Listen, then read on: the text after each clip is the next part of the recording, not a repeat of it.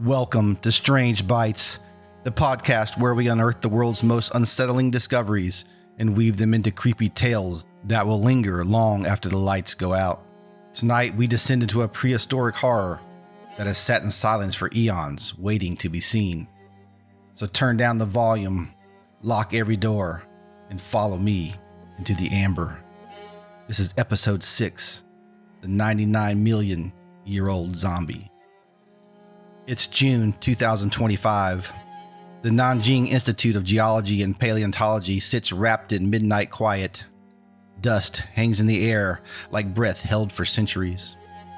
Dr. Yu-Wei Zhang moves alone through the forgotten storage vaults, flashlight cutting thin beams through the gloom. He lifts 2 small pieces of Kachin amber from northern Myanmar, golden prisms pulled from the earth, glowing with a light that feels wrong. He sets them under the microscope, and the midnight unfolds. Inside the first piece, a fly, body arced in frozen agony, wings half spread as if still trying to escape. Inside the second, an ant pupa, the helpless baby stage, curled tight. But something far worse is happening. From both shattered skulls, dark fungal stalks erupt like fingers clawing their way out of the grave. 2 ancient species of Paleoophiocordioceps, cousins to the monster we know today as Ophiocordyceps unilaterus, the infamous zombie maker that haunts our movies and nightmares, the very fungus that inspired The Last of Us. 99 million years ago, when Tyrannosaurus still roamed through the fern-choked forests, and the worlds belonged to giants, these fungi had already perfected their evil. It begins with spores drifting on the wind like invisible whispers of death. They settle on an insect, they slip inside. Then the real horror begins. Thread-like hyphae, living wires snake through the nervous system, wrapping around the brain, rewriting every command. The host loses itself completely. Something ancient and patient takes the wheel. The insect is forced to climb higher, higher, until it reaches the perfect height. There it clamps its jaws in a death grip that nothing can break, even after the body dies. And then the fungus tears its way out through the head, sprouting grotesque mushroom stalks that burst open and rain new spores into the waiting dark. The amber captured every gruesome second, the invasion, the betrayal, the final eruption. Nothing this old has ever been preserved so clearly. It proves these mind-controlling killers, called entomopathic fungi, were already at work tens of millions of years before the world we recognize even existed. They walked the earth with dinosaurs. And the darkest detail? In that long ago age, these fungi were not picky, like their modern descendants. Today, the zombie fungus almost only targets ants. But back then, they infected anything with legs, flies, ants, whatever crossed their path. Nature was testing its cruelest weapons on a much wider scale. The scientific paper appeared in June 2025 in the Proceedings of the Royal Bee Society. It rewrote the timeline of parasitic horror.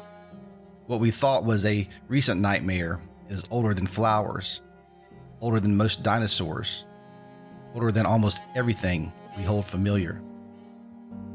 Dr. Wang finally sealed the amber away that night, but as he turned off the lights, the lab grew colder than it should have been. In the total darkness, the golden resin seemed to pulse once, slowly, as though something inside still remembered how to hunger. So what does this 99 million year old zombie truly mean for us, sitting here in this fragile light of 2026? Well, listen closer. This isn't just a fossil. It's a warning carved in sap. It tells us that free will has always been an illusion. Even the simplest insect can be hollowed out and turned into a puppet while its body is still alive. The fungus doesn't kill first. It steals the mind, then wears the corpse like a coat. Think about that the next time you feel an urge you can't explain? How many invisible forces are already walking around inside us? Bacteria, hormones, maybe something older, pulling strings we swear are our own.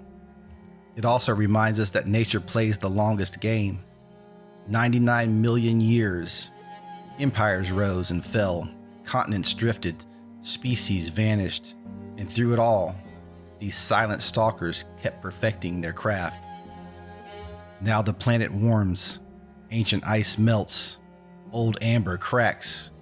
What if something like Paleophilocordioceps never truly died?